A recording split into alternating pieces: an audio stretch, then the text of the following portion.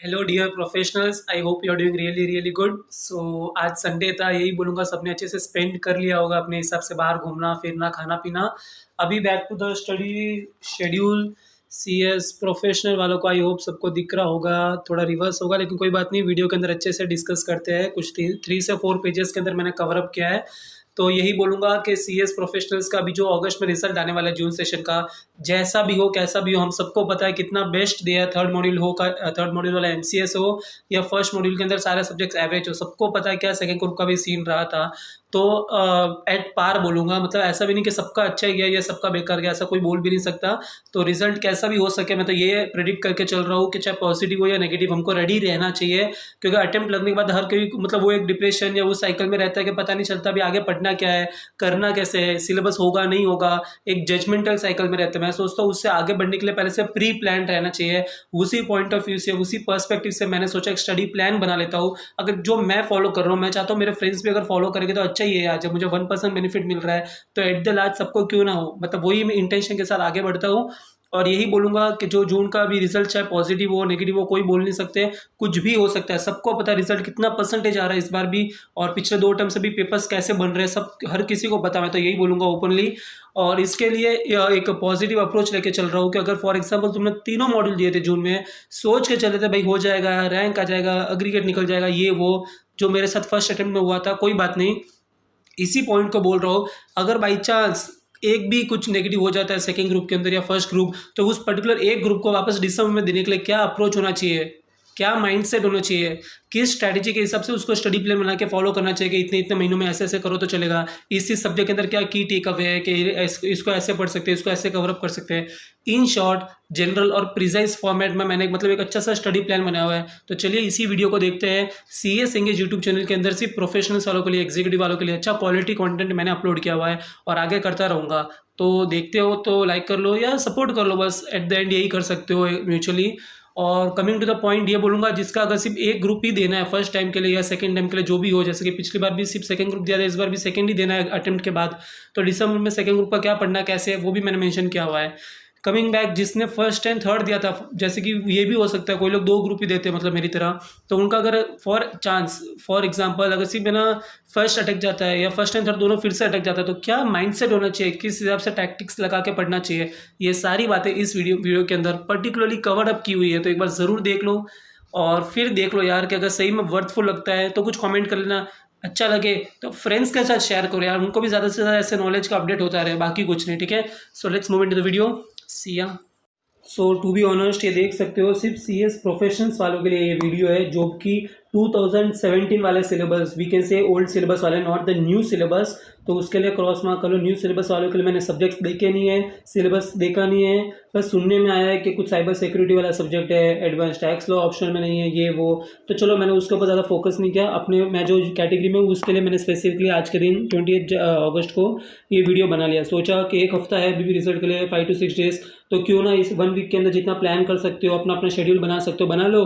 और at the end जब result आएगा तब रियलिटी सबके सामने आ ही जाएगी कि किसका कितना इतना ग्रुप्स पास है। तो all the best, congratulations, well and good, अच्छी बात है। जिसका अटक जाता है उनको क्या करना चाहिए, उस अकॉर्डिंगली मैंने ग्रुप 1 के लिए अलग से बनाया हुआ है, ग्रुप 2 के लिए अलग से बनाया है, ग्रुप 3 के लिए अलग से वीडियो बनाया हुआ है।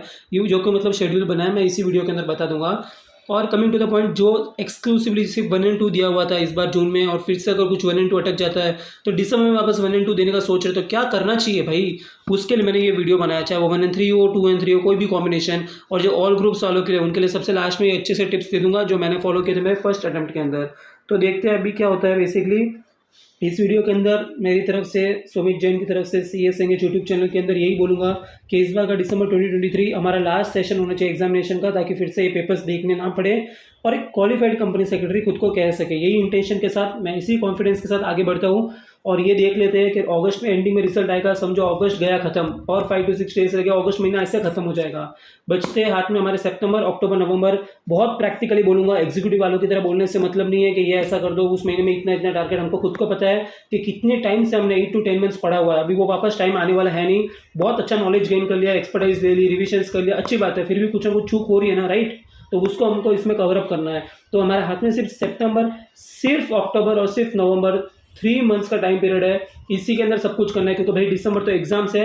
इस महीने में सोचना भी मत कि तुम नया पढ़ोगे, कुछ चैप्टर्स कवर अप कर लोगे, ऐसी वैसी रिवीजन टैक्टिक्स हो जाएगी तो भाई इम्पॉसिबल है। सबको पता है हेक्टिक शेड्यूल रहता है, और जिसका आर्टिकलशिप है उनको तो मतलब क्या ही बोलूँ, मतलब बहुत हेक्टिक रहेगा उनका मेरी तरह। Coming to the point, any group तुम दे सकते हो या तुम दे रहे हो इस दिसंबर में, चाहे वो ग्रुप 1 हो या सिर्फ ग्रुप 2 हो, सिर्फ एक्सक्लूसिवली ग्रुप 3 हो, कुछ भी हो, उसके रिगार्डिंग हमारा शेड्यूल रेडी है, ज़रूर डिस्कस करेंगे। सिर्फ ग्रुप 1 है तो क्या करना, सिर्फ ग्रुप 2 है तो बहुत अच्छे से मैंने बोला है, बहुत सारे पॉइंट्स है, बस ज़रूर देख लेना। और सिर्फ ग्रुप 3 है तो क्या करना चाहिए उसके लिए भी मैंने बोला हुआ है, और ऑल ग्रुप वालों का अलग ही सीन है, देखते हैं। तो विथ दिस रेस्पेक्ट मैं ये बोलूँगा कि हमको अच्छे से, मतलब जो भी ग्रुप 1 दे रहे हो, या तो इस बार अटैम्प्ट लगने के बाद अगस्त वाले रिजल्ट में, या वॉट एवर द केस में भी, चाहे वो सेकंड थर्ड कुछ भी अटैम्प्ट हो, तो एक ग्रुप वालों के लिए भी हमने अच्छे से वीडियो में कवरअप कर लेंगे आज के अंदर। और कमिंग टू द पॉइंट, जैसे कि मैंने बोला, चाहे 2 ग्रुप दे रहे हो कोई भी कॉम्बिनेशन के अंदर, चाहे वो 1 and 2 हो, 1 and 3 हो, या 2 and 3 वॉट एवर, तो उसके लिए मैं यही बोलूँगा चाहे कुछ भी हो जाए। अभी तो हम लोग एक ग्रुप पर्टिकुलरली और 3 ग्रुप्स ओवरऑल का डिस्कस करेंगे, लेकिन जो स्टूडेंट्स यही समझ कर चलो कि जो भी मेरा एक्सप्लेनेशन रहेगा पर ग्रुप का इसके अंदर, कि इस ग्रुप के अंदर ये सब्जेक्ट है, ये चीज़ें फॉलो करनी, इस सब्जेक्ट का ऐसे करना, तो अगर एक बार तुम समझ लोगे, सुन लोगे कि तुम्हारा अगर फर्स्ट एंड थर्ड ग्रुप ही फिर से देना है, तो दिमाग में ये बात ले लेना कि फर्स्ट ग्रुप का ये चीज़ें है, थर्ड ग्रुप का ये चीज़ें है, फिर अपने हिसाब से टैली करके अपना टाइमिंग या शेड्यूल क्या सॉर्ट आउट होता है वैसे देख लेना। तो उस हिसाब से मैंने ये इसके अंदर ज़्यादा प्रायोरिटी नहीं दिया।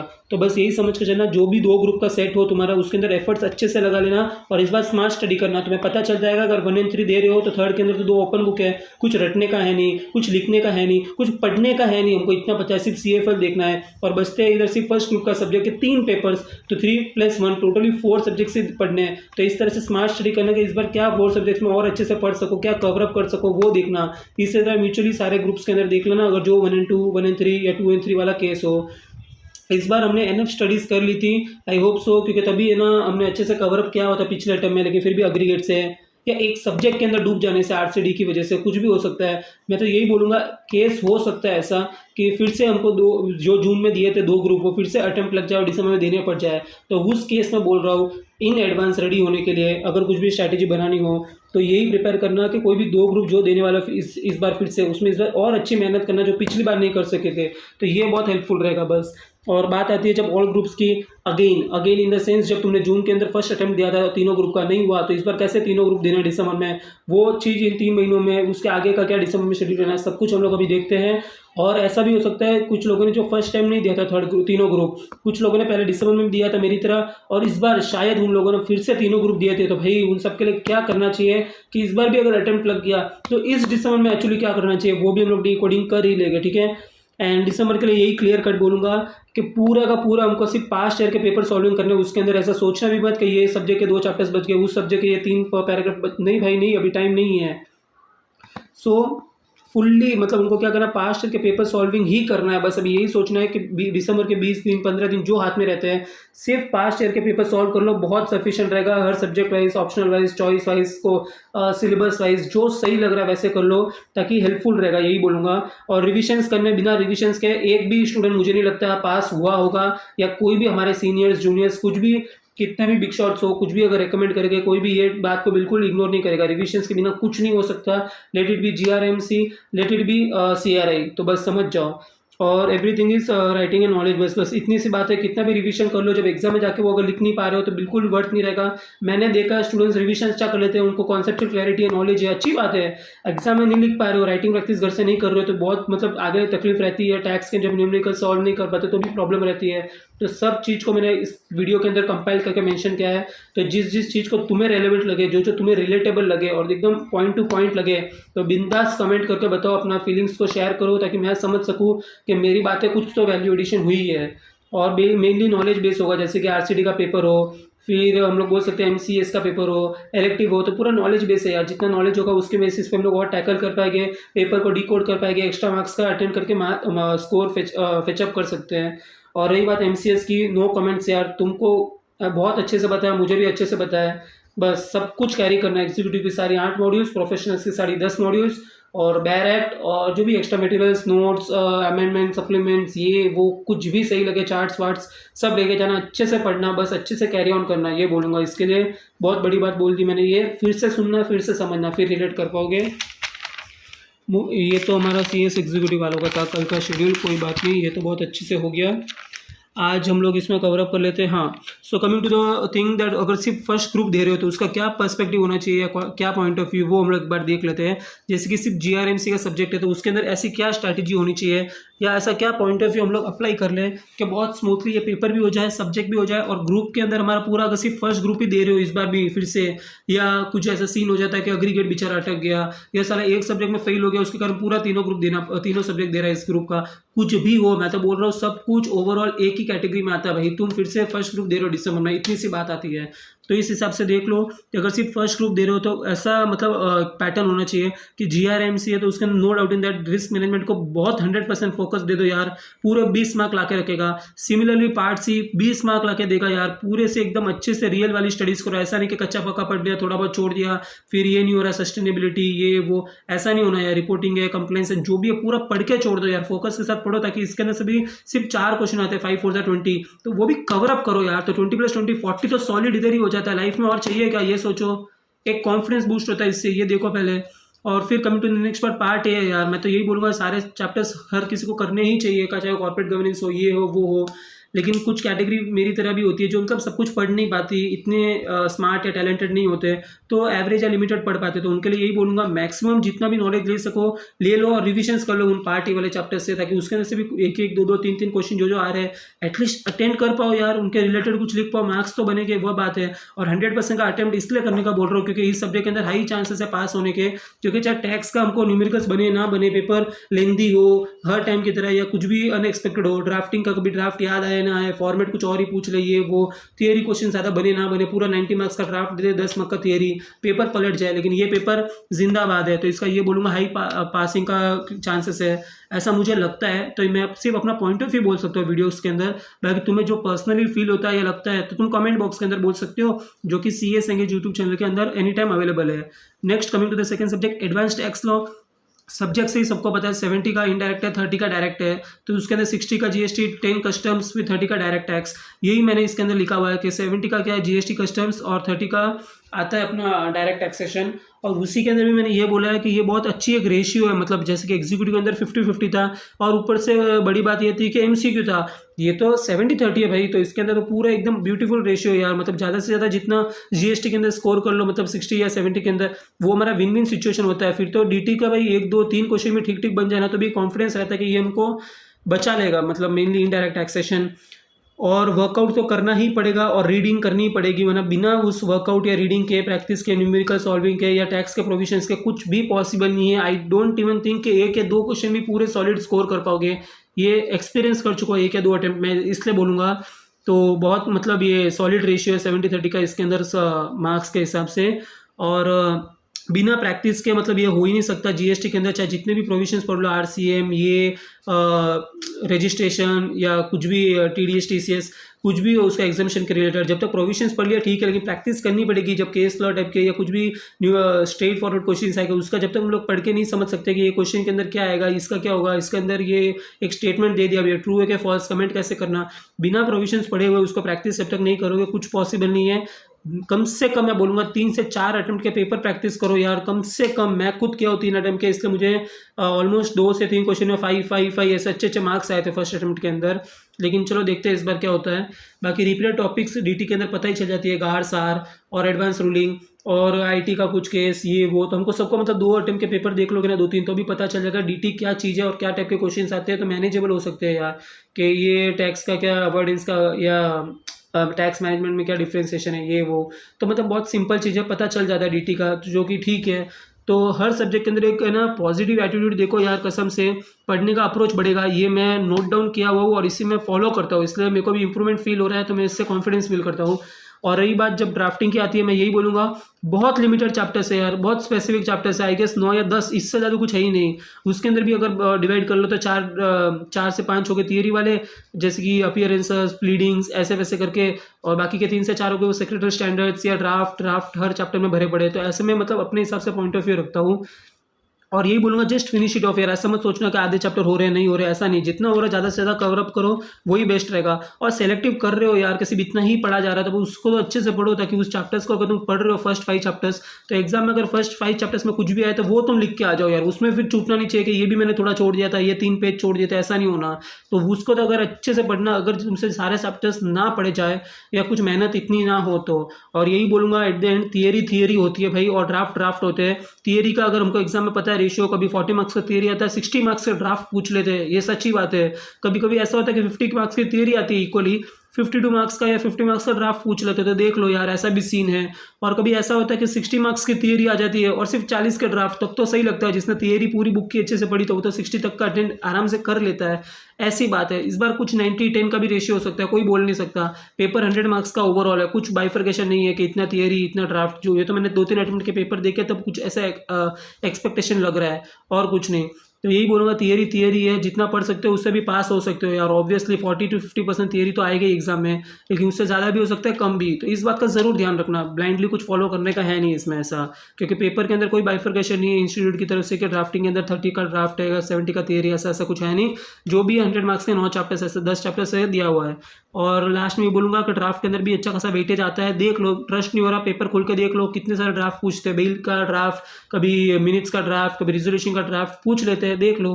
तो यही बात थी फर्स्ट ग्रुप की। आई होप मैंने बहुत क्रिस्टल क्लियर में बोल दिया कि पेपर कितने हैं, 3 सब्जेक्ट को कैसे बाइफरकेट करना वो बोल दिया। कितने महीने लगाने, इसके लिए मैंने क्यों नहीं बोला कि 2 महीने में ये कर दो, 3 महीने में ये लगा देना और बाकी का टाइम बचे तो ये, ऐसा नहीं है भाई। तुम्हें अपनी कैपेसिटी देखनी है, तुम्हें लग रहा है भाई 1 या 2 महीने में जीआरएमसी हो जाएगा, सितंबर अक्टूबर, ठीक है, सितंबर अक्टूबर नवंबर लगेगा ट्रैक्स के लिए, बहुत टाइम लगता है टैक्स में, चलेगा, मैं खुद यही फॉलो करूंगा। फिर लगता है सितंबर में थोड़ा पढ़ लिया, अक्टूबर में थोड़ा पढ़ रहे हैं, और बस नवंबर मिड तक तो कैसे मुझे ड्राफ्टिंग करना है, तो ठीक है, वेल एंड गुड यार। मतलब इतना हो रहा है ना, दिसंबर में सिर्फ राइटिंग प्रैक्टिस, टेस्ट सीरीज या क्वेश्चन पेपर सॉल्विंग, जो करना है करो, ये तुम्हें पास करा के रहेगा, ऐसा मैं सोच के चलता हूँ और मैं फॉलो करता हूँ। और यही बात मैंने शॉर्ट में बोली है कि give more time to taxation, क्योंकि ये लगता ही है टाइम, चाहे पढ़ने में हो, रीडिंग में हो, रिविजन में हो, सॉल्विंग में हो, अंडरस्टैंडिंग में हो, कॉन्सेप्चुअल क्लैरिटी में हो, रिकॉलेशन में हो, या एग्जाम में सॉल्व करने में भी हो यार, टाइम कम ही पड़ता है। पता नहीं क्यों रोना आ जाता है कि टैक्सेशन का पेपर हर किसी को यार, एक ऐसा बंदा आउट ऑफ 100 होगा जिसको बहुत स्मूथ लगता होगा, लेकिन सबकी लाइफ एक जैसी नहीं है। और coming to the second point, multiple revisions needed for GRMC. बिना जीआरएमसी के अंदर इतना सारा कंटेंट, अगर ये बहुत ड्राई थियरी है, अगर इसको बिना रिविजन्स करके अगर तुम कर रहे हो तो वो फेल एंड गुड यार, नहीं तो रिविजन्स कर लो, बहुत हेल्पफुल रहता है। और keep writing 1 draft every day, ये हर कोई बोलेगा यार, ड्राफ्ट के लिए जितना प्रैक्टिस करो ड्राफ्टिंग का तो बहुत बेनिफिशियल है, चाहे स्टडीज़ लाइफ हो या ऑफिस लाइफ हो, हर जगह यूज़फुल रहेगा, यही मैं बोलूँगा। तो आई होप मैंने ग्रुप 1 का बहुत अच्छे से डिकोडिंग किया है, बहुत लंबी स्ट्रैटेजी बोल दी, 5 to 7 मिनट्स की, 8 मिनट्स की, तो 10 मिनट भी हो सकती है कुछ भी। तो आई होप बस सब कुछ समझ में आई होगी, और इसको अगर फॉलो करके भी कुछ अच्छा लग रहा है या एक पॉजिटिव माइंडसेट बन जाता है कि चलो पॉसिबल है यार, इतना ही तो है, 3 सब्जेक्ट तो पढ़ने हैं। ग्रुप 1 तो अगर मेरा दिसंबर में बनता है, अगर फिर भी अटेम्प्ट लग जाता है या कुछ भी हो जाता है केस, तो चलो ग्रुप 1 तो मैं ऐसे निकाल दूंगा या ऐसे कर लूँगी, ये तो मेरे लिए बिल्कुल ईजी है, ऐसा थॉट्स आना चाहिए, बस ये बात है। Coming to the next thing, जो फर्स्ट एंड सेकंड दे रहे हैं, क्या सिर्फ जिसका सेकंड बचता है, या जो तीनों दे रहे हैं, भाई मोस्ट वेलकम, आ जाओ सेकंड ग्रुप के अंदर, तुम्हारा स्वागत है। सेकंड ग्रुप के अंदर 3 सब्जेक्ट्स ही है, इस SSCMDD जैसे कि, और CRI और RCD, तीनों का क्या सीन अभी बोल देता हूँ।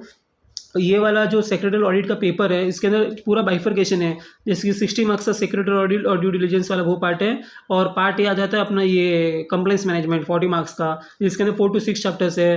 तो बहुत मतलब इंटरेस्टिंग चैप्टर्स मैं बोलूँगा, मुझे तो बहुत अच्छे लगते हैं कि ये बहुत इंटरेस्टिंग चैप्टर्स है। सेक्रेटरी ऑडिट का बोल दो, जो प्रैक्टिकल लाइफ में हमारा काम आता है CS के अंदर, या कंप्लाइंस मैनेजमेंट का बोल दो, उसके अंदर सेलेक्टिव चैप्टर्स की स्टडी कर लो तुम लोग, जो भी तुम्हें सही लग रहा है, मैं तो ये बोलूँगा, क्योंकि मैं तो जब मैक्सिमम कवरेज करने की करता हूँ, इन एन एवरेज जो बिलो एवरेज स्टूडेंट्स होते हैं उनके लिए सेलेक्टिव वर्ड यूज़ करता हूँ, नहीं तो ऐसी करनी चाहिए नहीं इस कोर्स के अंदर। और यही बोलूँगा, सिलेबस का रेशियो के हिसाब से जाओ, जैसे कि क्या कंप्लाइंस मैनेजमेंट का 40 है, इसका 60 है, तो बस वही देख के चलो। सेलेक्टिव कर रहे हो तो सेलेक्टिव भी अच्छे से करो, और इंटरेस्टिंग चैप्टर से छोड़ना मत, 100% कवरेज ही करना। Last but not the list इस सब्जेक्ट के लिए कि practical and real case study based oriented questions आ सकते हैं। तो मैं यही बोलूँगा, सितंबर अक्टूबर 2 महीने अगर इतने महीनों से पढ़ते आए हो फिर भी नहीं हो रहा, तो एट द एंड या 2 महीने और लगा लो, या लेकिन इसको करके ही रहो। ये अच्छे से स्कोर करोगे तो अंदर से सेटिस्फेक्शन होगा, पेपर में मार्क्स बनेंगे वो बनेंगे, दूसरी बात। और coming to the next point ये अपना CRI के अंदर है। पेपर को इंस्टीट्यूट डिवाइड किया हुआ है 50-50 का, CR का 50, I का 50, और थियरी हेल्प करेगी पास होने में, no doubt in that. Corporate resolution का मर्जर्स अमेलगमेशन का, वैल्यूएशन का, अच्छी बात है, बहुत अच्छे अच्छे क्वेश्चंस आते हैं, पढ़ने से ही एक पॉजिटिव लगता है कि यार ये तो पढ़ा हुआ है, ये समझ में आ गया। इंटरप्रिटेशन बहुत स्मूथ रहेगा अगर प्रोवाइडेड अच्छे से नॉलेज लिया हुआ है, कॉन्सेप्चुअल क्लैरिटी है, नहीं तो पूरा ब्लैंक हो जाओगे कि ये क्वेश्चन बड़ा है, ये कुछ समझ में नहीं आ रहा है, ये कुछ रियल लाइफ सिनेरियो का है तो कुछ समझ में नहीं आएगा। आई इन द सेंस इंसॉल्वेंसी, उसके ऊपर भी अच्छे से क्वेश्चन आते हैं, मतलब अलग से बुक इंस्टीट्यूट ने मॉड्यूल दी हुई है 2 पार्ट की, तो उसी को भी अच्छे से पढ़ के जाना, ताकि क्या इसके अंदर से तुम्हें जितने भी प्रैक्टिकल क्वेश्चंस आए या जो तुम रिलेट कर पाओ अपने ऑप्शनल सब्जेक्ट से, जो अगर तुमने आईबीसी लिया होगा तो उस पॉइंट ऑफ व्यू से बोल रहा हूँ, तो इस सब्जेक्ट के लिए कम से कम 2 से 3 अटेम्प्ट के पेपर सॉल्व करके प्रैक्टिस करके जाना। लिटरली लगेगा कि यार हमने बहुत नॉलेज गेन किया हुआ है, चाहे वो फॉर्म में जा रहे हो या कंपनीज में, mergers acquisition amalgamation, real life में वर्थ बढ़ रहा है, इतना सिग्निफिकेंस है तुम मानोगे नहीं। तो इंस्टीट्यूट बहुत अच्छे से टेस्ट करेगा और हाई लेवल का सेटिस्फेक्शन होगा अगर इस सब्जेक्ट के अंदर तुमने अच्छे से हार्ड वर्क की है, क्योंकि मुझे तो इसमें यही लगता है कि ये paper corporate resolution and insolvency पर बहुत है ही अच्छा पेपर यार, इसमें रिस्ट्रक्चरिंग वाला, कॉर्पोरेट रिस्ट्रक्चरिंग, तो बस यही देख लो इस सब्जेक्ट का। और लास्ट सब्जेक्ट आता है हमारा ग्रुप 2 का आरसीडी। और सबसे पहले ही बोल लेता हूँ कि मैंने नोटिस किया है कि many of the students gate failed in this subject, क्योंकि मेरे कुछ सीनियर्स हैं जिन्होंने मुझे स्क्रीनशॉट भेजे थे अपने रिजल्ट के, हर रिजल्ट में उन्होंने मुझे, मैंने 1-2 नहीं 10-20 स्टूडेंट्स का देखा हूँ, और जो मेरा पर्सनल एक्सपीरियंस है उस हिसाब से बोल रहा हूँ कि बहुत लोगों का आरसीडी के अंदर ही मतलब एक अटेम्प्ट लग जाता है, क्योंकि इसकी वजह से पूरा ग्रुप बर्बाद हो जाता है। तो बी कॉशियस इन दिस, क्योंकि सबसे इसका लोगों को पता नहीं वैल्यू कैसे पता नहीं चलती कि बहुत लेस नंबर ऑफ चैप्टर्स है यार, जस्ट 9 या 10 हो गया आई गेस, और सारे चैप्टर्स पढ़ के ही जाना है यार, नहीं हो तो कुछ स्पेसिफिक चैप्टर्स तुम सोच रहे हो कि फर्स्ट 6 चैप्टर्स ही पढ़ूंगा एग्जाम के लिए, पढ़ लो यार चलेगा, 6 चैप्टर्स तो पढ़ो अच्छे से एटलीस्ट, और उसके अंदर ज़्यादा से ज़्यादा स्कोर कर लो। और उसके बाद पेपर केस स्टडी बेस ही आएगा, 3 अटेम्प्ट के 2 अटेम्प्ट के पेपर उठा के देख लो, एक भी डायरेक्ट स्ट्रेट फॉरवर्ड क्वेश्चन नहीं आएगा, पूरा case study company knowledge basis होगा, या चैप्टर वाइज के अंदर जो तुमने कॉन्सेप्चुअल क्लैरिटी ली है उसके बेसिस पे तुम्हें हेल्प करेगा अंडरस्टैंडिंग में कि ये क्वेश्चन का ऐसा डिकोडिंग करते हैं, अच्छा ये क्वेश्चन ऐसा केस लॉ है, हाँ ये वाला तो इसका इस डायरेक्टर्स बोर्ड कमेटी के ऊपर है, ये वाला इसके ऊपर है, हाँ ये इसका फ्रॉड हुआ था इसके अंदर, ये इस पर्टिकुलर टॉपिक के ऊपर है, ऐसा तुम्हें अंदर से लगेगा जब जब तुम क्वेश्चन पढ़ोगे, तो वो चाहिए तुम्हें मेनली। पूरा case law case study base है, तो इसको छोड़ना ही नहीं है सब्जेक्ट को, तो बहुत केयरफुल रहना, यही बोलूँगा, ठीक है। और प्रो टिप्स इसके अंदर ये आती है कि ये तीनों सब्जेक्ट्स ऐसे ही हैं जो कि मतलब मैंने मंथली इसमें टाइम अलोकेट नहीं कर रहा है, क्योंकि कुछ स्टूडेंट्स को 4 महीने लगते हैं भाई आरसीडी को, आज भी अगर पढ़ने बैठो फिर से लगता है टाइम, चलता है, इट्स वर्थ, मैं ये बोलूँगा एट द एंड पास होना है। रही बात शेयर रही कि लगता है 2 महीने में ठीक है हो जाता है, अच्छी बात है, जिसको लगता है 2.5 महीने में ये होगा ठीक है कर लो, 2 सब्जेक्ट को एक साथ मैनेज करो, फिर इसको दे रहे हो, जो सही लगे वैसे करो, एट द एंड 3 महीने के अंदर 3 सब्जेक्ट करने, ये ले लो, 2 इसको दे रहे हो 2 इसको दे रहे हो, उसमें टाइम पीरियड को अलोकेट करके, और शुरुआत से डेली आरसीडी पढ़ के 3 महीने में कर रहे हो, चलेगा। बस ये पॉजिटिव एटीट्यूड लेकर चलना, ताकि अपनी कैपेसिटी के हिसाब से फिनिश ऑफ कर सको पर्टिकुलर सब्जेक्ट वाइज फ्रीली। ऐसा टारगेट नहीं है कि सिर्फ सितंबर में ये कैसे भी खत्म करके लेना 30 दिन लगा के फिर अक्टूबर में ऐसा लेना, ऐसा पॉसिबल नहीं है भाई, सबकी अलग लाइफ है। तो आई होप ये तुम लोग अप्रिशिएट कर पाओगे कि ये ऐसा ऐसा सीन है। Last but not the least, most welcome to group 3 people, जिसको मतलब ये ग्रुप का नाम सुनते ही धक धक होने लगता है, कीप ए स्माइल मेरी तरह। और ये बोलूँगा कि इसमें आता है सिर्फ एक ही मेन सब्जेक्ट CFL, जिसका रेशियो बहुत स्मूथ है, 60 marks for corporate funding, 40 marks for listing. Listing के अंदर आता है बहुत ही सही लिमिटेड चैप्टर्स 4 to 5, और वो भी स्कोरिंग है यार, बहुत स्कोरिंग है, जो पेपर देख लेगा वो मेरे साथ अग्री करेगा, और अभी के भी कॉमेंट में लिखेगा CA संगेज यूट्यूब चैनल के अंदर कि बहुत इंटरेस्टिंग पेपर है, और मैक्सिमम स्टूडेंट्स इसके अंदर स्कोर करते हैं। मैंने बहुत सारे स्टूडेंट्स को देखे, मेरे जितने भी नॉन स्टूडेंट्स हैं या जो भी मतलब ऑलमोस्ट क्लोज फ्रेंड्स है, सबका नोटिस किया हूँ, मेजॉरिटी ऑफ द स्टूडेंट्स को इस सब्जेक्ट के अंदर एग्जामिशन आया है। तो भाई तुम सोच लो, अगर मैं ये बात बोल रहा हूँ तो तुमको इससे कुछ तो इंस्पिरेशन मिलनी चाहिए कि यार जब बाकी लोग एग्जामिशन ला सकते हैं तो मैं क्यों नहीं। वैसे मेरा पेपर बिगड़ गया था, मेरे लो स्कोर थे, वो बात दूसरी है, लेकिन मैं अभी भी कोशिश कर रहा हूँ कि इस बार और एफर्ट्स डालो यार, मतलब हर किसी को एक अंदर से कुछ तो मोटिवेशन रहना चाहिए। तो मैं मेरे फ्रेंड्स को देख के कुछ सीखता हूँ। तो ये बात आती है कि इसके अंदर अगर लिस्टिंग का देखो तो लिमिटेड है, लेकिन स्कोरिंग है बहुत अच्छे से, तो 40 मार्क्स का तो विन विन होना चाहिए। 60 आता है अपना कॉर्पोरेट फंडिंग का, जो कि बहुत सुपर इंटरेस्टिंग है यार, और सबसे बेस्ट है अपने करियर के लिए, जिसके अंदर सेबी का ये ICDR, LODR, प्राइवेट इक्विटी, डेप्ट, कितना कुछ आता है डेट रिलेटेड। तो एक एक चैप्टर के अंदर इन डेप्थ नॉलेज है यार, मतलब मैं अगर किसी आगे फ्यूचर में कोई करियर चूज करना चाहेगा तो पूरा इस CFL सब्जेक्ट के ऊपर ही पूरा लाइफ सेट कर सकता है, ये जान लो आज के दिन में।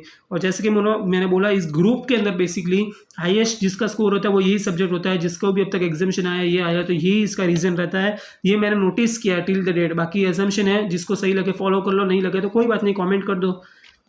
और बाकी ये बूस्ट कर सकता है तुम्हारा थर्ड मॉड्यूल को। अगर तुमने सिर्फ थर्ड दिया है और लगता है कि ये दोनों ओके ओके जाते हैं तो ये बस बचा सकता है तुम्हें डूबने से, ये इतना मैं बोल सकता हूँ। ओके, और ये हथौड़े की कसम, लाइक कर दो वीडियो को अभी के अभी। बात आती है एमसीएस के ऊपर सबसे प्यारा, सबसे क्यूट और सबसे फेवरेट सब्जेक्ट जिसने रातों की नींद चुरा ली भाई। सबको पता है कि वंस अपॉन अ टाइम बहुत ही नाइस पेपर था, देखते ही मतलब लगता था कि चलो उस फैकल्टी का ये नोट्स का, ये साइड नोट्स का, ये सेल्फ नोट्स का, या इंडेक्स बना लिया, मतलब अपनी अपनी मेहनत है भाई, सबको पता है क्या सीन है। तो लगता था कि ऐसे करने से ये पेपर का मतलब बहुत अच्छे से हो जाता था एमसीएस का, बहुत कॉन्फिडेंस या बहुत कंफर्टेबल फील होता था कि ये सब्जेक्ट हो जाएगा, ठीक है सही है। लेकिन पास्टली मैं बोलूँगा प्रेजेंटली एक या दो अटेम्प्ट से बहुत ही मिक्स मैच टाइप के क्वेश्चन आ रहे हैं, रियलिटी बेसिस क्वेश्चन आ रहे हैं यार। मतलब कि अगर इसका केस में ऐसा है वैसा है, तुम अगर एमसीएस का पेपर अगर मल्टीडिसिप्लिनरी का पिछले 2 अटेम्प्ट का लेके देख लोगे दिसंबर 2022 के बाद से, और जो भी जून 2023 का, पता चल जाएगा क्या हद तक क्वेश्चन आ रहे हैं। बाकी मैं तो ये बोलूँगा मेरे लिए तो बहुत ही मतलब सिचुएशन बेस या केस लॉ टाइप के क्वेश्चन ही थे सबको, लेकिन मेरे को ओके ओके लगे थे। और मेरे को तो ऑलमोस्ट सब कुछ मिल गया था यार, मतलब ऑलमोस्ट 70 to 80% का मुझे सारे सब्जेक्ट्स के डिफरेंट सब्जेक्ट्स से, बुक्स से या टॉपिक से या मॉड्यूल से मिल ही गया था मुझे। मतलब हाँ, एक काइंड ऑफ क्रेजी था यार, मतलब एकदम हेक्टिक था। ये बुक निकालो, फिर ये क्वेश्चन पढ़ा तो ये ईडीसीएल का लग रहा है, सेल्स ऑफ गुड्स है, ये क्वेश्चन पढ़ा तो लगता है ट्रांसफर ऑफ प्रॉपर्टी का, ये क्वेश्चन पढ़ा तो लगता है पार्टनरशिप का, ये क्वेश्चन पढ़ा तो लगता है आर्बिट्रेशन का है, तो ये क्वेश्चन पढ़ा तो लगता है कि कंपनीज एक्ट का बैर एक्ट में से है। तो ऐसा अलग अलग बुक में अपने साथ कैरी करता था, तो मेरे को तो तुरंत वो क्वेश्चन पढ़ते उसमें से जाके निकाल के ढूंढ के लिख लेता था, बहुत ईजी रहता था, मतलब इतना भी टफ नहीं था। और बस अपना है कि अब सब कुछ ऑलमोस्ट मिल जाता था मुझे ये, और मिल जाता था इन द सेंस मैं लिख भी लेता था। 100 मार्क्स का हर टाइम अटेंड करके ही आया हूँ।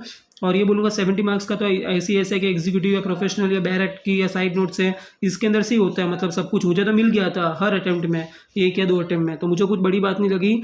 बाकी जो कुछ और चीज़ें रेफर कर रहे हो या नोट्स या मटेरियल्स, तो उसके ऊपर भी ट्रस्ट कर लो, और नहीं हो तो छोड़ दो भाई, अपने हिसाब से कुछ अलग स्ट्रैटेजी बनाओ, अलग से सारी बुक्स लेके जाओ मेरी तरह, और फिर पास होके आओ।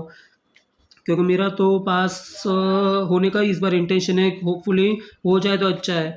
और last but not the least, elective subject है, सबका अलग रहता है, किसी का आईपीआर रहता है, किसी का लेबर लॉ, किसी का इंसॉल्वेंसी। तो मेरा तो जबकि है ना, क्या बोलते हैं, लेबर लॉ है। तो जिसका जो भी हो, बस अपने हिसाब से सारी बुक्स कैरी करो, जो मॉड्यूल है, साइड नोट्स है, मटेरियल्स है, अमेंडमेंट्स है, सप्लीमेंट शीट, एक्स्ट्रा नोट्स है, कीवर्ड्स है, पॉइंट्स है, जो सही लगे कैरी करो यार। मैंने तो लेबर लॉ के हिसाब से अपना लेबर लॉ का मटेरियल या जो भी कंटेंट था कैरी किया था, और उसको अच्छे से 1 या 2 बार रीडिंग किया, तब एग्जाम में घुसा, और फिर जाके मैंने सब बुक मार्क किया हुआ था। तो अच्छे से मुझे 100 मार्क्स का मिल भी गया था, और मैंने हर बार की तरह 100 मार्क्स का अटेंड करके आया। तो यही थी मेरी स्ट्रैटेजी।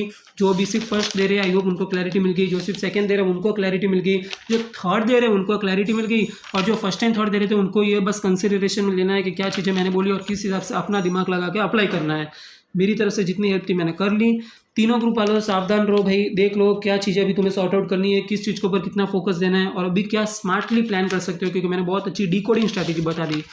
ठीक है, so coming to the point, I hope सबको वीडियो बेनिफिशियल लगा। कुछ भी अभी भी पूछना है, क्लैरिफिकेशन डाउट्स हो, या कुछ अच्छे से कमेंट करना है, या एक अप्रिसिएशन देना है, तो feel free to comment the same in the same YouTube channel CS Engage, and stay tuned with me. Okay, thank you for watching. See ya, bye bye.